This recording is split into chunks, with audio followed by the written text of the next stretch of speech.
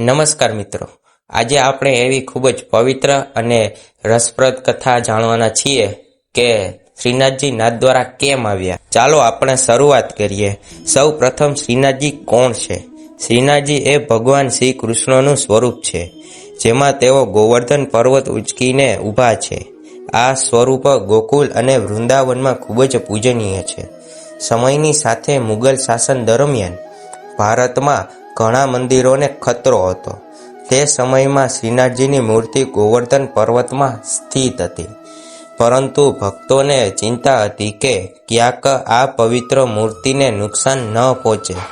ત્યારે એક મહાન શ્રી વલ્લભાચાર્યજીના વંશજોએ નક્કી કર્યું કે શ્રીનાથજીને સુરક્ષિત સ્થળે લઈ જવું જોઈએ. એમણે ભગવાનને રથમાં બેસાડીને નવી જગ્યા શોધવા માટે યાત્રા શરૂ કરી. આ યાત્રા દરમિયાન એક અદ્ભુત ઘટના બની. જ્યારે રથ રાજસ્થાનના એક નાનકડા ગામ પાસે પહોંચ્યો ત્યારે રથ અચાનક અટકી ગયો. ઘણા પ્રયત્નો કર્યા છતાં રથ આગળ વધતો ન હતો. ભક્તોએ સમજ્યું કે આ કોઈ સામાન્ય ઘટના નથી, આ ભગવાનની ઈચ્છા છે. શ્રીનાથજી પોતે અહીં જ રહેવા માંગે છે. તે ગામનું નામ હતું નાથદ્વારા.